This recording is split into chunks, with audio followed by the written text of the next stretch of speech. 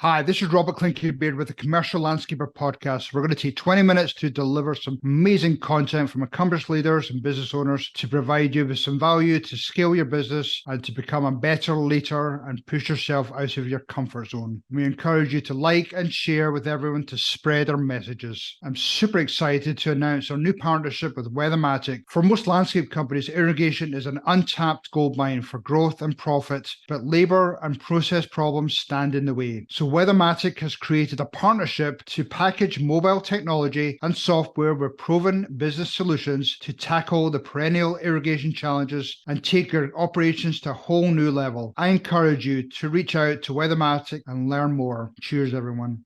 Hi, this is Robert Clinky-Beard with the Commercial Landscaper Podcast. Really excited today to be joined by Paul Imbarrato. Paul, really welcome to your show today. I'm excited about our discussion. Thanks, Robert. Welcome. Glad to be here. So, Paul, you and I have probably talked a couple of times, and last time we talked just actually a week ago, you were talking about your university program. But before we dive into that, I'd love to just hear, I have listeners all over, in fact, all over the world, and I'd love them to know who Paul is. What's your background? Thank you, Robert. Hello, podcast world. So, my name is Paul Imbarrato. I'm the CEO, founder of Let It Grow Incorporated. We're a landscape site construction company located in northern New Jersey. Our prospective work area is about a 60-mile radius, reaches down to Philadelphia, southern New Jersey, all of New York City, Connecticut up to about Hartford, and eastern PA, where there's really not too much going on. Our company is established. This is the beginning of our 38th year, and our sales are north of 50 million, and we're pretty much 98% landscape site construction with multi-disciplines, performing concrete, performing site work, performing utilities, performing civil. We do carpentry in-house, we do metals in-house, and our focus of work is multi-discipline construction company, landscape construction company for brand new buildings, parks, universities, where we pretty much take a building after it's backfilled, and we do every discipline that needs to be completed to finish the project. So when you have a general contractor, a developer, or an owner, we build public work as well. We're doing pretty much everything in-house. The company started 38 years ago. I studied landscape architecture. I graduated high school in '82, started Rutgers University, landscape architecture. Didn't last too long. I pretty much was there for 3 years, but didn't really invest too much of 3 years into it. My dad passed away in between my freshman and sophomore year of college. My mother was an Irish immigrant, so she was having a tough time since I was the only one at home, and I'm the youngest of 4 boys. So I decided to do the commute, and during the commute, that's where I kind of lost my educational track at Rutgers Landscape Architecture. So during that time, I was also working for a landscape contractor, local landscape contractor in River Edge, New Jersey. And I was on the hardscape crew, and I did a lot of their retaining walls, a lot of their patios, a lot of that stuff. And that's where I kind of learned my trade. I also was always an entrepreneur. I was actually telling Robert, when I had my paper route, I hired my first laborer. I gave him $1 a day to help me do the papers. So I feel that my entrepreneurial skills were always there. And during the process of when I was in high school, when I was in college, and I was starting my company, well, before I even started my company, I was traveling across the country seeing the Grateful Dead. And there I also had a lot of entrepreneurial skills going on. Wasn't selling T-shirts or grilled cheese, but I was learning how to travel across the country, see them spring, summer, and fall, and then try to ski in the wintertime. So obviously with that kind of schedule, it was very hard for me to hold a job down. So I was let go. I was fired once, and then I was fired again from the landscape company because I was really more into my Grateful Dead Jerry Garcia, seeing that I wasn't really holding a job down. That's So, a fair comment. right. So I started the company, and when I was at Rutgers, I was doing a little design, and we had to put a little business segment into it. And I needed a name for the company, and the song "Let It Grow" from the Grateful Dead came on. So my title block had "Let It Grow" on the right side of it, and that's probably back in 1984. And then "Let It Grow" was incorporated in 1986. So we started as a design build, residential design build, where I was able to, for the first few years, kind of continue my lifestyle of going to a lot of concerts, just really having a good time, doing a lot of skiing across the country, besides seeing the Grateful Dead. And I worked at my leisure and just got by. And I wasn't lighting a lot of fires, but I was having a good time. Knowing that we would see where my future would bring, I really didn't realize it would be where we are right now. So we started design build, got into larger commercial work, started doing a couple more disciplines because we were always held up on jobs. Then went into uh, the union sector, if you will, where it provided us a lot more opportunity. Then we got into the public sector, where we really were able to get into the more site work, more utilities, more civil work. I educated myself in a lot of ways, and speaking with people and talking to them at night on how to do things. I would say I'm almost self-taught, but I had so many people behind me teaching, but I'd show up to a job not knowing what I'm doing, and I'd figure it out. So that was pretty much the beginning onset of Let It Grow Incorporated. That's awesome. That's awesome. I mean, going from, an idea in your head, being an entrepreneur sort of at college, to then, starting a, design build, construction company. I mean, it's a huge jump. I mean, I think in previous conversations, we've talked about how your sector is such it scares a lot of people away because you're dealing with construction, unions, some of the civil stuff, you're dealing with slow paying. There's just so many obstacles there, but here you are now sitting at 50 million in revenue, which is tremendous. I mean, a lot of people think about starting a business, but they never take that first steps. And obviously you've gone all in, and obviously doing a great job. So congrats for that. Thank you. I mean, I don't want to dive into it too deep because we want to talk about the university program you have, but I mean, some of the early challenges you had, just with starting the business and then just beginning to scale that business. What were some of the biggest challenges you saw? So so as I mentioned, the 90s is really where I started realizing that I'm putting plants and trees and foundation plantings and walkways and brick patios and decks were not exactly enough.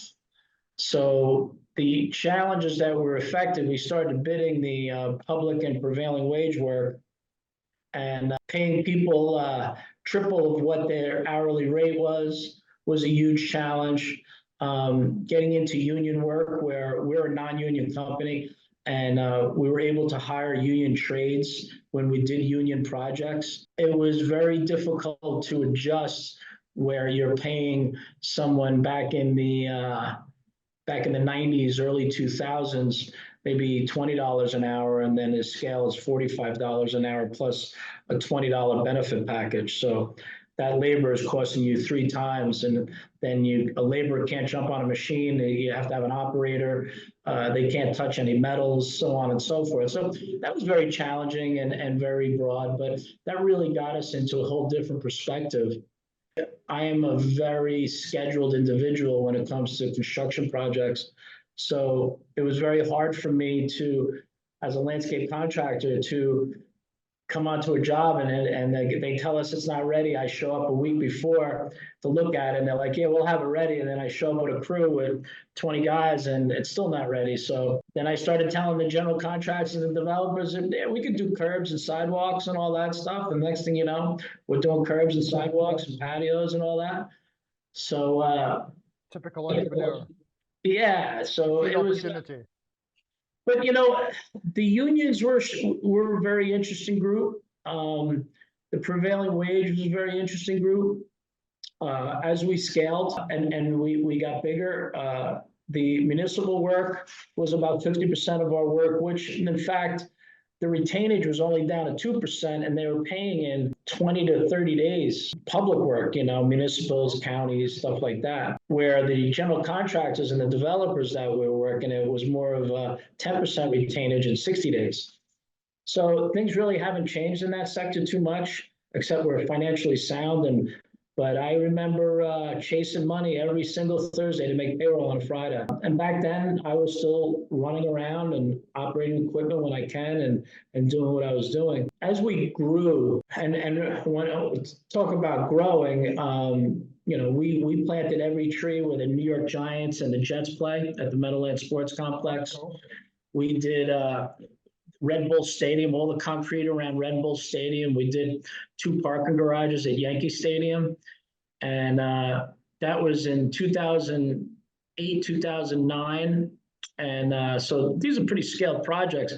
I was so busy, I didn't even realize that there was an economic downturn going on. Now, I don't know if it was just me being busy or me being very medicated every day. I don't know what it was, but well, it's funny you say that, because here we are going into 2024. There's definitely a lot of people concerned about some of the challenges out there, election year, all that type of stuff. But one of the things I've been saying to them is that maybe you're in one sector right now, but are there other opportunities in different sectors that maybe you have to go after? And it sounds as though you did the right thing back at that time.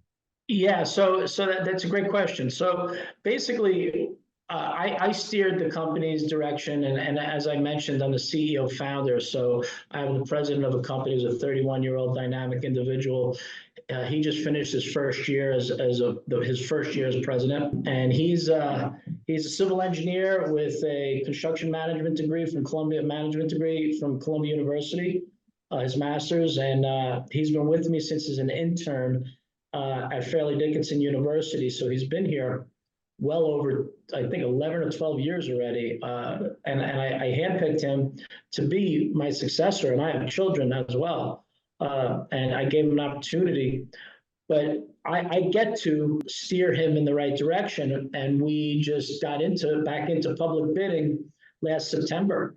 So knowing what's going on in the economic world right now and the size projects that we do, in New York City, the numbers really shrunk. They got really, really tight, and we're generally on a tight margin as it is now. I mean, but it got tighter. So the volume of work that we're doing, and we're looking to scale the company now that I'm able to step back from day-to-day operations.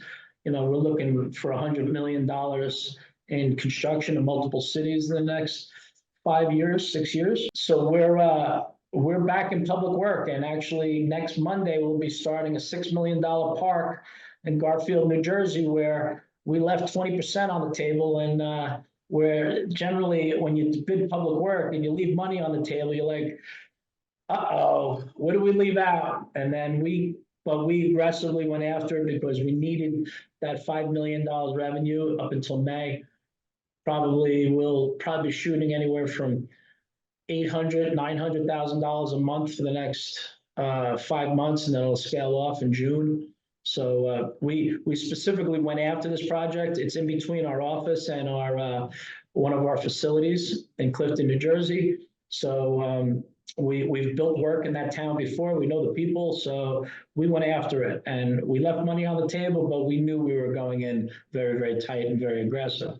So the point of what you're asking is, you have to be able to know your markets. You have to be able to see what's going on. And right now, the volume of cash that's flooding into the country from the feds, from when Trump was ending and when Biden first got in, he signed off all those infrastructure bills. The money's just coming in now. So New York City's got a tremendous amount of park work, tremendous amount of infrastructure work. New Jersey's starting to get a lot of road work, bridge work. And where the road, big, heavy highway guys and the bridge guys are going after this work, it kind of slows them down for other infrastructure. We do also a lot of stream work, stream restoration.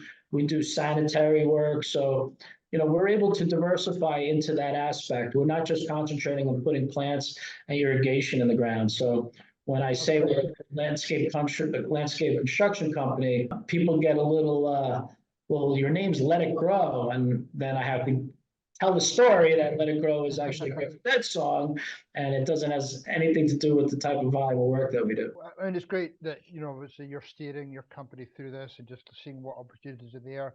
Plus you have a plan to get to 100 million, but have a succession plan, which, many other companies I come across don't have that plan in place. I don't know, they seem to stick their head in the sand a little bit, and only once it becomes urgent, then it becomes a priority. And, are they leaving money on the table when they, are looking at some type of exit? So, but I think one of the things I wanted to jump into now is, with this plan to grow to 100 million, it sounds like you've seen some of the obstacles ahead of you in terms of how do I get to that 100 million. And we touched on our previous conversation about labor, and you've come up with a really innovative program to help you solve, some of that labor issue through your university. Love you just to talk about that for a bit. After COVID, obviously there was a lot of, we went down from, I think, 12 construction projects down to 3. And a lot of our big work, and our small projects are $1.5 million. Our larger projects are 12, 13 million. Okay. So a lot of our projects got pushed back, and our labor force was just so scarce. It was just so scarce. We obviously are a very large company, so we're not able to incorporate people that are unfortunately our field has the opportunity to pay people cash, but we don't do any of that. So we were struggling hiring people, and I was brought up with a lot of faith, and miraculously, one person's decline was our gain. And we were building Columbia University's tennis center on the Hudson River, and there was a structure tech, or the concrete structural company went out of business. And they were also working on 2 other projects, and they were their subcontractor that was always before us. And they went out of business, they folded. And I'm not exactly sure the particulars, but their loss was our gain. We were able to gain over 20 people. So where we were struggling, I'll never forget the conversation. My general superintendent called up and said, you're not gonna believe this. Structure tech went out, and I got 10 guys in front of me that need work. I'm like, get them going, man. So here's all concrete guys that do structural concrete, not finished concrete. So we ended up, this was not last summer, the summer before that, I believe, 21 or maybe 22. And we slowly started teaching them to do our work. And there was some operators in there. There was a lot of concrete guys and just a lot of laborers. Great people. They all had all their OSHA. They had all their 60-hour. They were all set up to do work in New York City. So we hired them, and we got through 22. And then our general superintendent, a lot of our guys, they said, listen, we got to train these guys in the right way. And I said, we got to get these guys, we get to get these guys into a classroom and just show them. I mean, there's so much short courses. I'm a big person, a big proponent on spending money on people to educate them. So I got, which was okay, because I allow people to lead. They wanted to set up a program out in the field and get these guys acclimated to learning how to do more finished concrete, more finished pavers, more. We do a tremendous amount of exposed aggregate concrete all over the New York City. So they didn't really cling on too much. So come November, we look back and said, well, how did our training go? And my people said it really didn't go as well as we expected to. Okay, so let's get into what I want to do, what I wanted to do. So we created Let It Grow University. Okay. And Let It Grow University is a mixture of our people, our lead superintendents, and myself, and also some guest speakers or guest people coming in and educating our people. So we had our first inaugural day in January, one date. We had 2 weeks later, we had the second one, and this Thursday, we're gonna have the third one. The first one, we worked on plant and irrigation, horticulture and irrigation, where our superintendent that runs that division did a full kickoff, and then our irrigation supply company came in and spent the afternoon. Last week, we did with different, so we had about, I think we had close to 40 there, 36, 37. And that was really, Jason did a great job. And to the point that, we brought trees in, we brought tractor trailers, we taught them how to unload them, load them. We taught them how to plant them.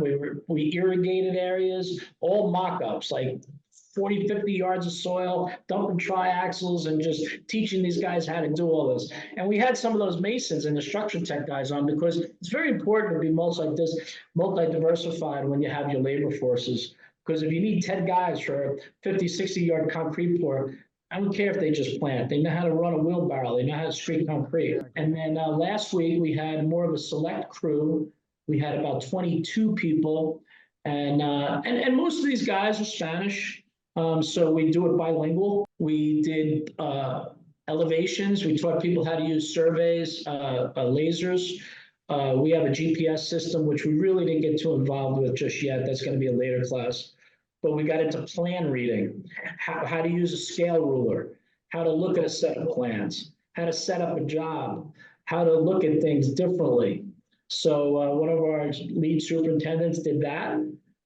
This week, we're doing concrete and hardscape construction. I have not looked at the itinerary yet, but I understand we're pouring curbs, we're pouring a vertical concrete wall, and we're pouring some sub slabs and some finish work. So I think there's close to 28 people. We're probably going to pour about 8 to 10 yards of concrete, and then we get to rip it out after we pour it. And then there's 3 other classes. So we're gearing. Is this like almost like a half a day a week, almost like a predetermined schedule that you plan out over the next, all year, or you plan 3-6 months in advance? So no, we put this together. I actually thought about it a little bit further, probably after our discussion in November. I went live with it right after Thanksgiving, and so we have a 5,000 square foot warehouse. We took everything out of it. Obviously, we're in northern New Jersey. We're dealing with the elements and the cold. We've already had our safety meetings, our OSHA safety meetings in there. We've had functions in there. So it's equipped to house people, and we have video screens and all that stuff. So we came up with the itinerary. We collaborated. We're a very collaborating company. We collaborated with certain individuals here. We came up with the plan. So it started, like I mentioned, we had 2 in January, every other week. We have 2 in February, 2 in March, actually 3 in March, and then we're ending it in April with our full-scale entire company safety meeting. The days of education are on Thursdays. They're full days. They start at 8 o'clock. They end at around 3:30, 4 o'clock. And it's just an abundance of education, hands-on, and putting slideshows up and really getting into seeing the most important. Let me back up. One other big issue we're having is foreman leaders. So after the first week, I came up with we're going to segregate leaders out of this. So we have 6 hand-picked gentlemen, ladies and gentlemen, of course, in this day and age. So we're starting that every other week, starting next week. So we're not concentrating on just leaders in each different facet. We're teaching these gentlemen to be leaders and what leadership is all about. What I've been teaching my people for years and what I've been taught for years. And that is a critical component because a leader can lead anywhere. If he knows how to lead, he can walk onto a job, understand, how to talk to people, how to communicate, how to deal with stress, how to deal with 6 or 7 people coming at him at one time. It takes an individual to become a leader. And especially in the construction world where there's already so many moving parts, to then be able to then lead other people going through those stressful circumstances is pretty challenging. Yeah, and so these hand-picked leaders, as well as these younger gentlemen that are coming from foremen to superintendents, we utilize a lot of outreach. So we utilize FMI, which you're familiar with. I forgot what their call letters are, but they have a superintendent educational program. We send guys to that. We do Lorman teaching, educational for field superintendents. And so us training our superintendents will be training their foremen out in the field. That's awesome. So we're putting together a criteria. So where we had this whole layer of Let It Grow University, now we're going a sub-level underneath it and teaching the foremen, hand-picking foremen out of that, because we're in a desperate need for leaders in the foreman aspect. And we're hoping that these guys really take a good appreciation and gratitude and develop their skills so that we could create them into leading these 3 or 4 or 5-man crews. That's awesome. Well, I know this program is relatively new to you, but how do you think it will help you with attracting new laborers to your company if they hear about the program? I know I was just looking at some stuff on Instagram here, how you're promoting. You've got some pictures there, but is that going to help you as well attract new talent? I certainly hope so. I hope the buzz is out there, because it's really trying to get people is just it's almost impossible. And one of our biggest obstacles in the service business. So as I mentioned, we've been trying to build this. I started the company with a pickup truck and a wheelbarrow building hardscapes.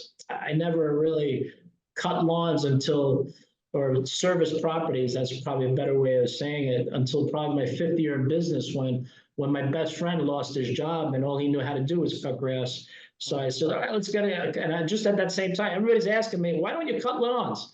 I'm like, so my best friend lost his job. We got a trailer for one of the pickup trucks, and we got a couple of those bobcat things, and weed whackers and all that stuff. And we started, but anyway, the point being is we have been trying to hire strong service help for years, and it's just not out there, and I look and see how the models are created from the Brightviews and these larger companies, and as well as other companies. And what we're establishing is what people don't want. We have 401k, we have health insurance, we have just so many assets that a company should have. But a lot of people, it seems, in the service business don't really want that, where in the construction or hardscape business, people are more orientated into clinging on to a larger scene. And then the other thing that happens, and we allowed it to happen, is when we create a good service team, they end up, if they're good, they go into the construction area. Right. So that makes sense. So to answer your question, I certainly hope it's going to work. And I have complete confidence, just the buzz that's going on right now, what I'm hearing from the sites. And listen, it's wintertime. We're probably running 60, 70 guys right now. There's probably 25 at home, and which is not good.